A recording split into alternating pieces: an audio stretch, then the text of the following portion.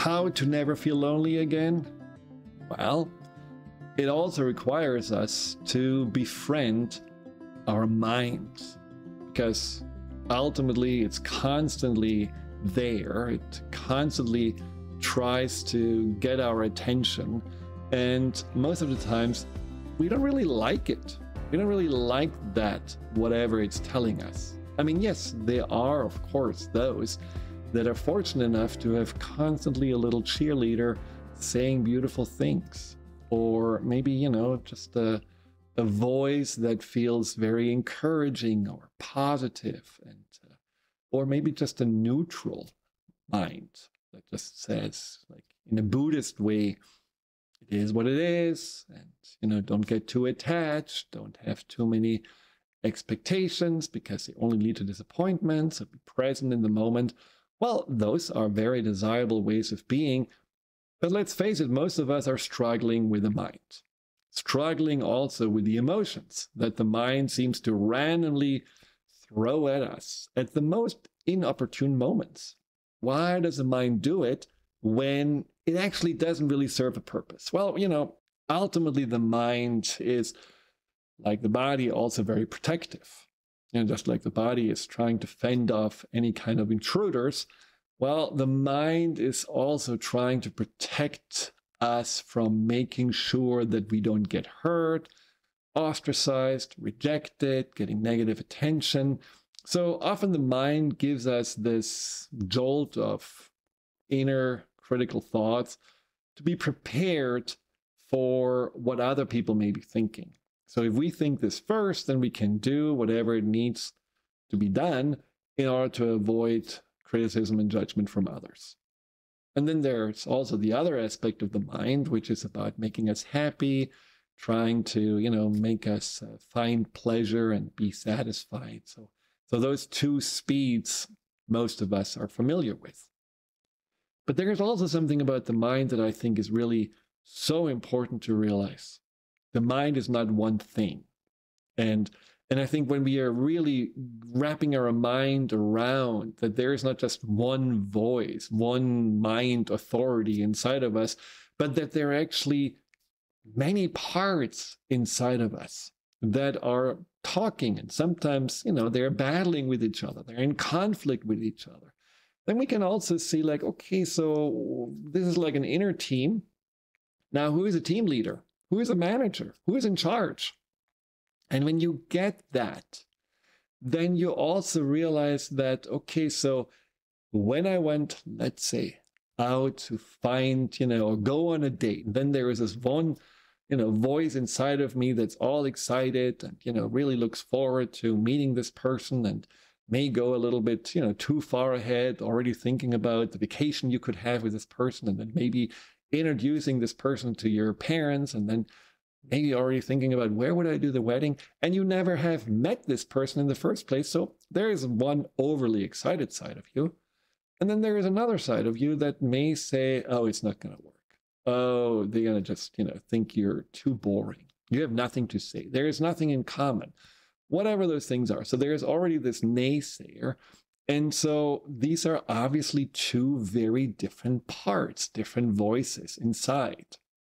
And you may feel like pulled and pushed from one to the other, and that makes you very unsettled.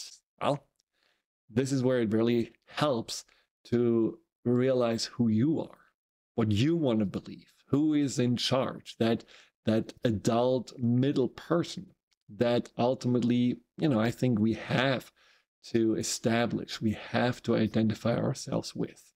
So in order for the mind to become not that scary thing, don't take all the voices too seriously. Don't think every voice tells you the truth. They only tell you, and you're not schizophrenic, you're not like split personality. No, we all have that. But these voices in your head, they're only telling you their perspectives. So there needs to be a voice that takes ownership of your mind, takes ownership of your life. And that is something that is a voice usually that we have to, as I said, establish, and we have to choose. Who can this voice be? And for that, the mind is actually really appreciative of that, because the mind is needing a leader, not only the conscious mind, but especially the subconscious mind, who, is basically this deeper part of the mind who, without a leader, just, does those random things it has learned, or the impulses or triggers it gets and reacts to those. And so without a leader, the subconscious kind of, goes back and forth like a little ping pong. So try to imagine that you could establish a voice in your mind who is that manager of all these other voices that you try to get away from. And to do this, you want to just spend a little time with those voices that you hear. So rather than turning the TV on or trying to phone someone right away or getting immersed in some social media stuff, just sit sometimes with yourself and listen to this, conversations that happen in your head. And then try to respond to them. You don't have to respond to all thoughts, and you don't have to really take all those, inner communications that serious. But sometimes you just know there is a nagging little voice that maybe asks you a lot of questions. Are we safe? Are we okay? Will we ever get, into a relationship? And then we just have to really be calm about it. Maybe you're going to write down some of those thoughts and then respond.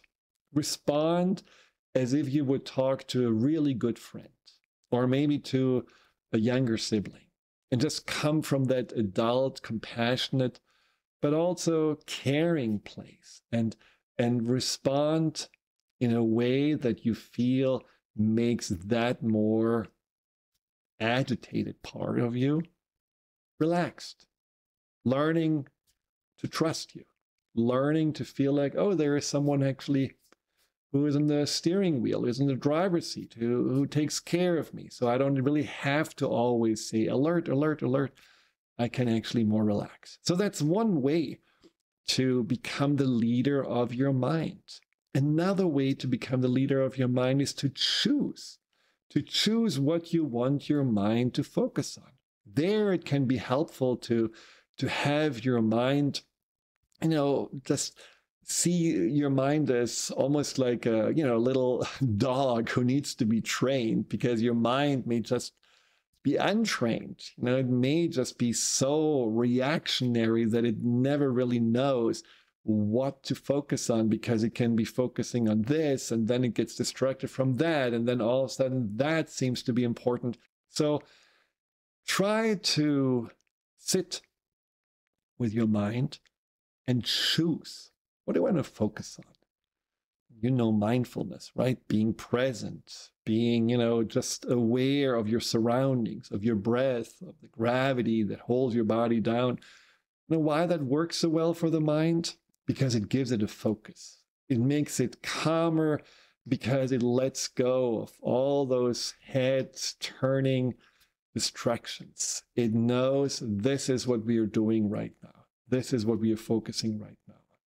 Same thing with, reading a book. To stay with the book, at least for 20 minutes, so that your mind learns again to be immersed in one story, rather than, switching back and forth to other people's stories that often are not really meaningful.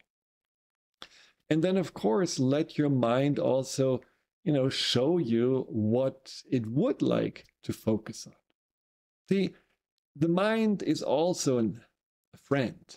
It also just wants us to have the best experience in life. And for that, it does give us signals and opinions, and also, knocks at our door, tries to wake us up, tries to get our attention. And all we need to do is just to listen. And then, as I said before, be the leader. Just like you want to be the steward of your body, you want to be the leader of your mind, and then choose. How do I respond? What do I focus on? How do I create better balance? How do I befriend my mind? And if you do, what you're going to feel is peace. Peace with your mind. You actually feel like, oh, I have this whole inner family inside that I can, listen to, that actually give me sometimes really good advice, or maybe also, push me to do things that I otherwise wouldn't do, where I realize, wow, this was so great that my mind reminded me that I love painting. And I haven't done painting in a long time. So I just took this class and it was a blast and I met new people. Thank you, mind, for getting me on this track. Finding the mind as interesting, as meeting anybody new in your life is a wonderful first step to get closer to your mind. Then when you establish this relationship and you feel comfortable with your mind, you automatically feel so much more comfortable with yourself.